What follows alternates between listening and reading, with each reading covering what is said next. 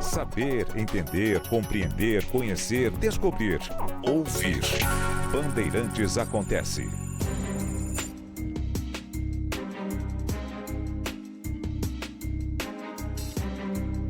O Elon Musk, que agora será secretário do governo Trump, vai trabalhar ali com o setor de eficiência do dinheiro público, uso eficiente do dinheiro público.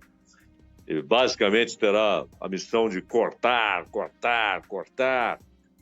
Mas o Elon Musk, empresário, não faz muito tempo, ele prometeu, e mais do que isso, ele avisou o mundo que construiria uma gigantesca fábrica da Tesla em León, Nuevo León, no México. E, na época, o ministro da Economia era o Marcelo Ebrard e disse que isso geraria muitos empregos. E a Tesla se beneficiaria porque a mão de obra é mais barata do que nos Estados Unidos. Então, Nuevo León se preparou. Puxa, vem aí uma grande fábrica, vai gerar muitos empregos, aumentará a arrecadação da cidade e da região e do Estado mexicano, com uma fábrica desse porte, da Tesla. E aí, de repente, o assunto morreu. O assunto morreu e o novo governo mexicano, que na verdade é uma continuidade do ponto de vista ideológico do governo de López Obrador, com a Cláudia Sheinbaum, o governo de Sheinbaum procurou os meios ali para que houvesse uma reunião com Elon Musk. E aí, a fábrica sai ou não sai? E a fábrica que você prometeu? Já são 20 meses desde que o anúncio foi feito. E até agora está tudo só no papel. Pois bem, e ministros da Sheinbaum pediram uma reunião com o Musk. Isso antes da eleição do Trump. Porém, a campanha já estava se aproximando do final. A eleição nos Estados Unidos se aproximava.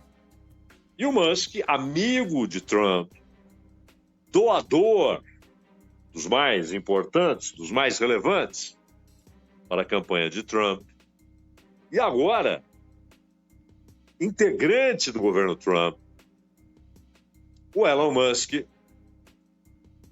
disse o seguinte: olha, eu estou achando que não vai ser uma boa ideia.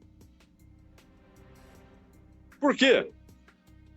Porque se Trump ganhar, ele vai estabelecer uma taxação para produtos mexicanos e isso pode encarecer tremendamente a exportação de carros do México para os Estados Unidos. Bom, as pessoas podem ter alguma dúvida, mas é tão relevante assim entrar no mercado dos Estados Unidos? Eu estou com um vazamento de som aí, talvez seja possível corrigir, mas para se ter uma ideia da relevância, de janeiro a setembro deste ano, as fábricas de carros no México produziram 3 milhões de veículos, de janeiro a setembro, dos quais 2 milhões foram vendidos para consumidores dos Estados Unidos. 3 milhões fabricados, 2 milhões foram para os Estados Unidos. E isso mostra que uma sobretaxa, o estabelecimento de taxas nos Estados Unidos pelo governo Trump para produtos exportados do México essa sobretaxação vai inviabilizar a exportação de muitos produtos. Se o pessoal da Central conseguir cortar o som que está vindo aqui, está entrando um som junto com o Skype aqui, seria bom. Mas então, Central, esse é o ponto-chave. E por que o México seria sobretaxado? Afinal de contas, o México faz parte do acordo com os Estados Unidos e Canadá.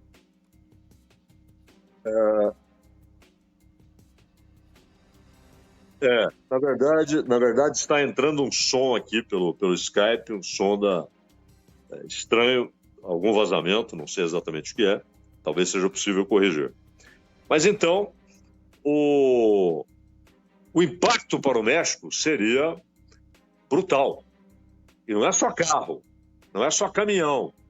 Há vários produtos mexicanos, inclusive de empresários dos Estados Unidos,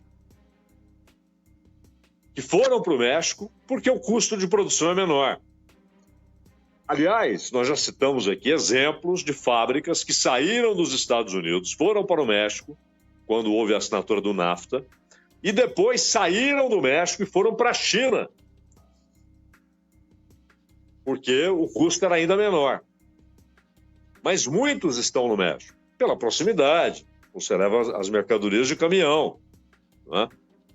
Então, não há dúvida que estar no México é estar ali dentro do mercado dos Estados Unidos. A questão é por que o Trump fez essa ameaça. A presidente do México, Claudia Sheinbaum, ela conversou por telefone com Donald Trump.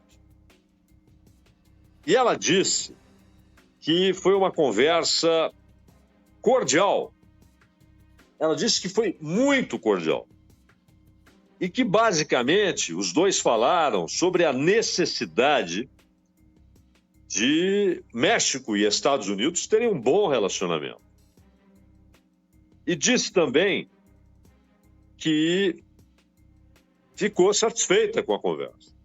O Trump, que foi parabenizado pela Sheinbaum na quarta-feira, portanto, no dia seguinte à sua eleição, embora não tenha acontecido um reconhecimento imediato do México, é interessante isso. O México disse que iria esperar toda a contagem dos votos. Mas já no dia seguinte, a Sheinbaum cumprimentou o Trump e usou algumas palavras importantes que ela acredita devem prevalecer na relação entre Estados Unidos e México. Podem parecer palavras banais, aquele discurso inevitável quando há esse tipo de conversa entre chefes de governo ou de Estado, mas ela diz que é preciso prevalecer o diálogo e o respeito à soberania. Claro que ela disse de ambos os países, mas convenhamos, o México não ameaça a soberania dos Estados Unidos, não é? O contrário, sim. E é preciso não confundir soberania com independência. Não é que os Estados Unidos ameaçam a independência do México. Não é que eles vão fazer com o México, que restou, o que fizeram com a parte do México que eles levaram na primeira metade do século XIX. Não vão fazer o que fizeram com a Califórnia, com o Texas. Não é isso. Mas soberania é diferente de independência. Um país pode ser formalmente independente, caso contrário, ele nem é um país, mas não ter soberania econômica, soberania política. Esse é o ponto. O Trump, ele disse que iria notificar, atenção para o verbo, não é conversar a respeito. Ele disse que iria notificar rapidamente Sheinbaum a respeito das exigências dele, Trump, em relação à segurança e migração. Palavras de Donald Trump. Vou informá-la, a Sheinbaum, né, desde o primeiro dia, ou seja, do mandato, ou antes, que se não contiverem esta investida de criminosos e drogas que entram em nosso país, vou impor imediatamente uma tarifa de 25% a tudo o que eles enviarem aos Estados Unidos. Tudo!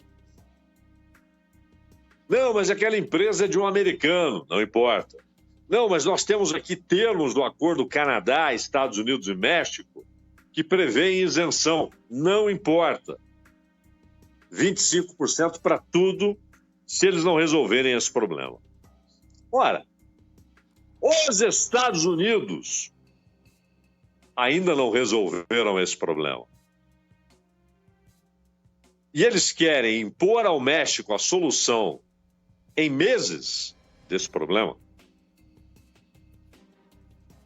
E o Trump teve uma relação boa com o López Obrador. Muita gente até se surpreendeu. Obrador tem o rótulo de esquerda, né? É um social-democrata reformista, né? Não é comunista, nada disso, mas é um social-democrata reformista.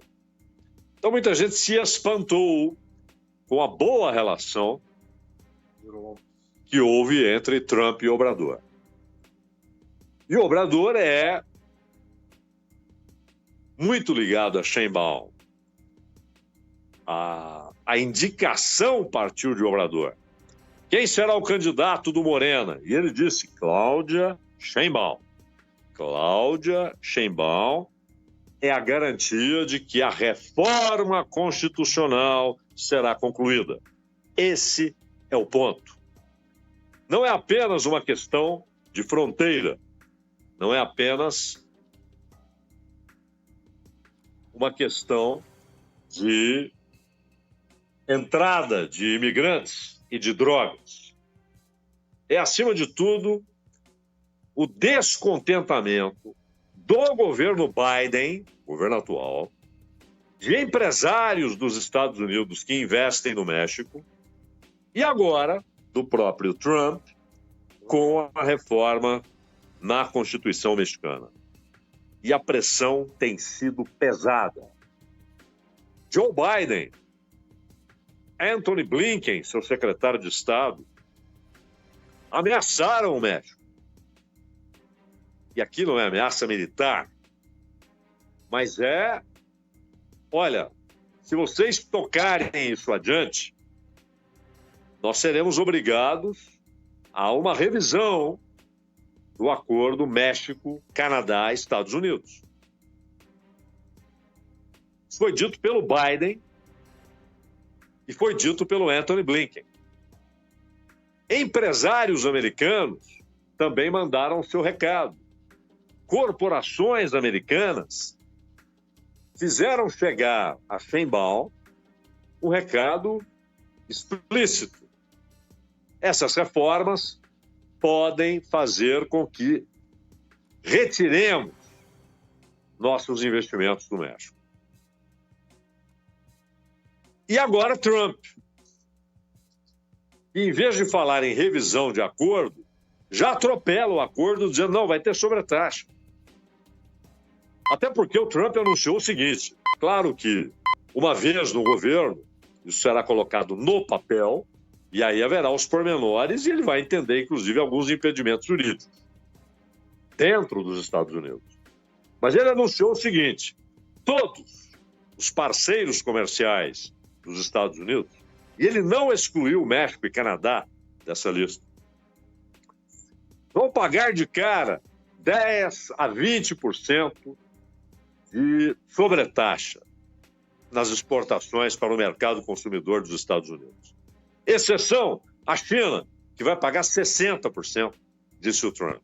E casos excepcionais, especiais, peculiares, levarão a uma taxação de 100% ou mais. Aí, inclusive, entra a questão da desdolarização. Trump ameaçou países que desdolarizarem suas relações comerciais e financeiras, ameaçou esses países com 100% ou mais de taxação em cima dos produtos desses países que forem enviados para os Estados Unidos. E é um ponto-chave para o Brasil. O Brasil assumirá a presidência do BRICS em janeiro. E o Brasil tem sido defensor da desdolarização. E vai sofrer pressão do Trump em relação a isso e em relação à Rota da Seda. Mas ele anunciou isso, sem se preocupar se tem acordo com o Canadá, com o México. Com o Canadá, os Estados Unidos têm uma espécie de relação familiar, parental. Basicamente o seguinte: somos primos, mas eu sou o primo mais importante. O Canadá, por sua vez, antigamente, isso até os anos 90 do século passado, século XX, havia aquela pilhéria, né? O Canadá, ele tem tudo de bom que os Estados Unidos têm, mas não tem, o Canadá não tem os defeitos dos Estados Unidos. Hoje isso acabou.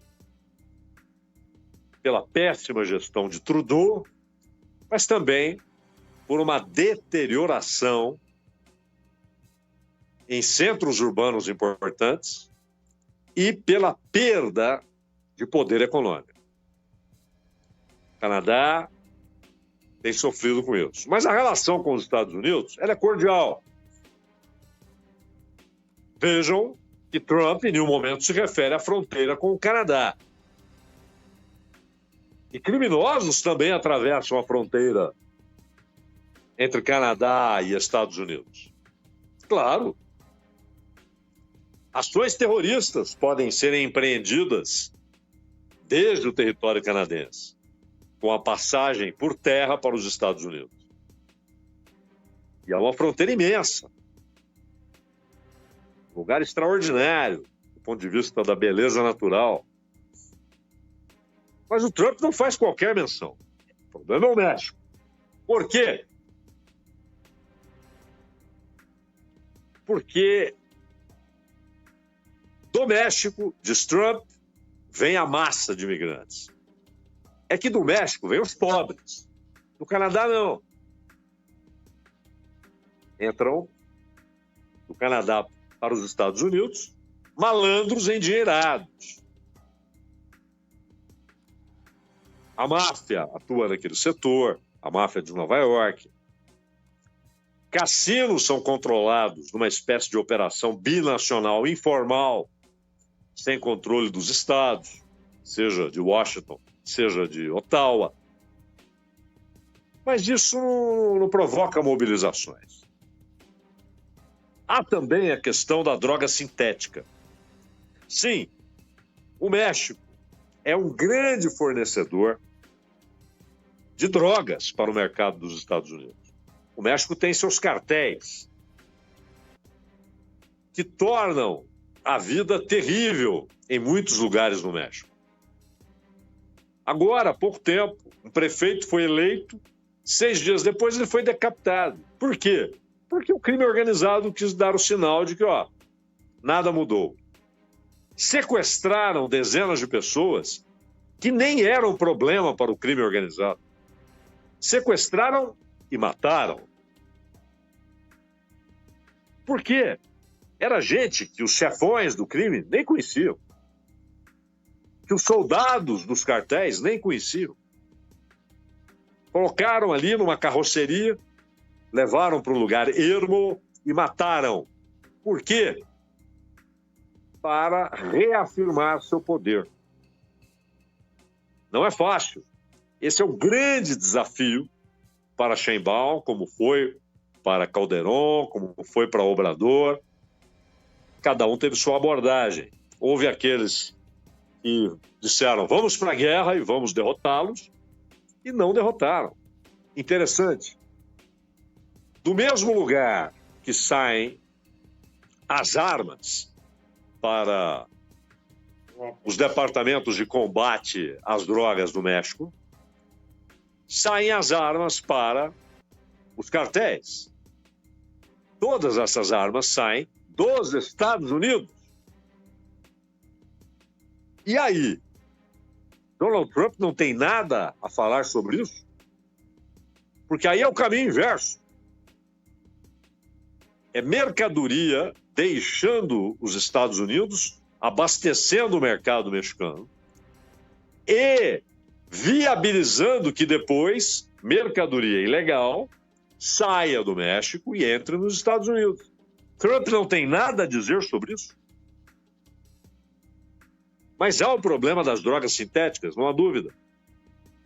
Mas o problema está no fato de que os Estados Unidos têm o maior mercado consumidor de cocaína e de droga sintética no mundo. Aliás, no caso da cocaína, o Brasil é o segundo maior mercado. E nenhum dos dois, nem Brasil, nem Estados Unidos, produzem coca, folha de coca. E se houver laboratórios de transformação em cocaína, são insignificantes perto do que há na Colômbia, no Peru, na Bolívia, no México. E no caso da plantação de coca, principalmente a Bolívia. Mas também parte do território colombiano e parte do território peruano. Mas e os consumidores? Você consome, você compra, você viabiliza aquele negócio e reclama dos efeitos sociais, dos efeitos na segurança pública. Mas você construiu aquele mercado com o seu consumo. E sobre isso, nada a dizer. O México tem segurado ondas de imigrantes que fogem desesperados de Honduras. Honduras virou o reino de gangues. E muita gente sai para proteger a vida. Muitos saem para encontrar alguma coisa que viabilize sua sobrevivência. Trabalho, porque lá não há trabalho. Muita gente sai da Guatemala nas mesmas condições. El Salvador. O Haiti nem se fala. Quem consegue chegar nos Estados Unidos? Só que é impressionante a velocidade com que os Estados Unidos, seja Obama, seja Trump, seja Biden, a velocidade com que os Estados Unidos atiram os imigrantes haitianos de volta ao caos no Haiti.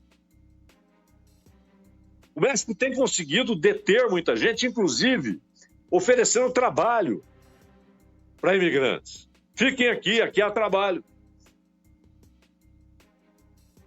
Mas, na sua empáfia, na sua arrogância, os governos dos Estados Unidos não reconhecem o esforço mexicano. Se fosse simples, não precisaria do Trump levantar e aumentar, e elevar e alargar o tal muro.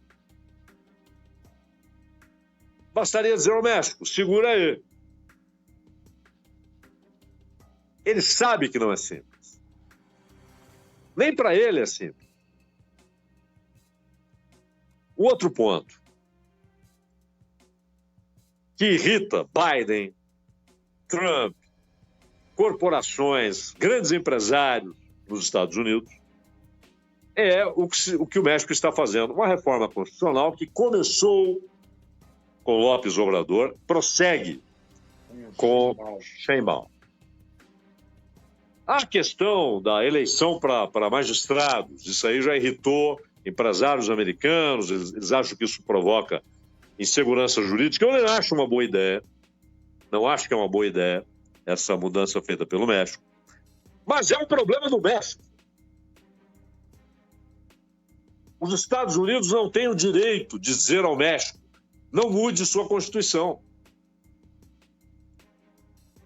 Não tem esse direito.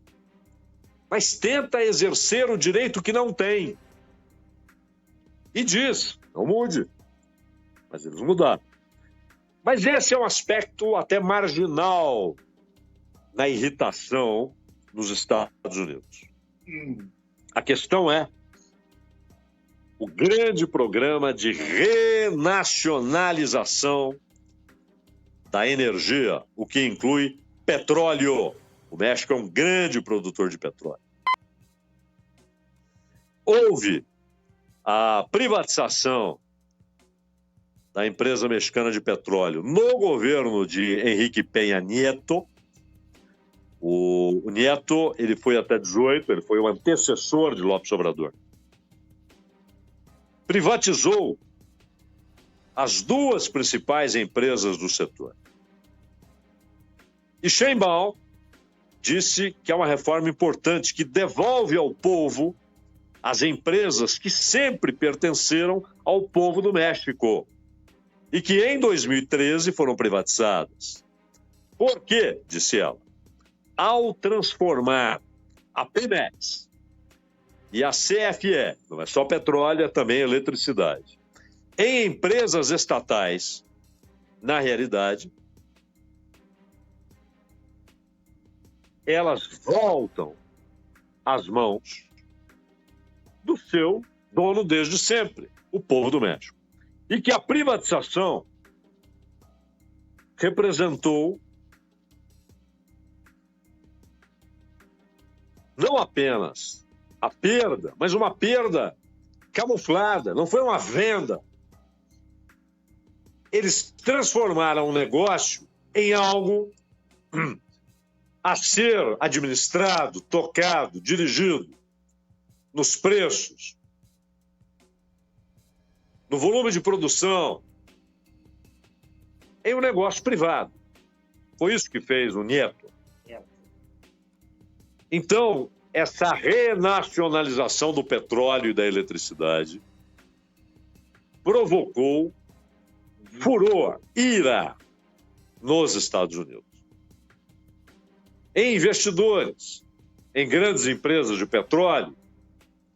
E, claro, quando isso acontece, eles batem na Casa Branca, batem à porta da Casa Branca e dizem: mexa-se. O Estado, chamado Estado burguês, ele é a expressão política. E, ao fim, ainda que com desacordos eventuais, ele é o defensor da ordem estabelecida, da ordem econômica, da ordem de produção, do sistema jurídico da sociedade organizada, desde os interesses do capital e da burguesia. Então, os Estados Unidos, como país, não é só a população. A população não é ouvida. É uma decisão que os empresários, as grandes corporações, impõem à Casa Branca. Gritem com o México. E eles gritam. E ameaçam sanções, e ameaçam com tarifas, com sanções tarifárias, ou ameaçam, como tem feito o Biden, desfazer, ameaçam que seja desfeito o acordo que envolve México, Estados Unidos e Canadá. A pressão é imensa.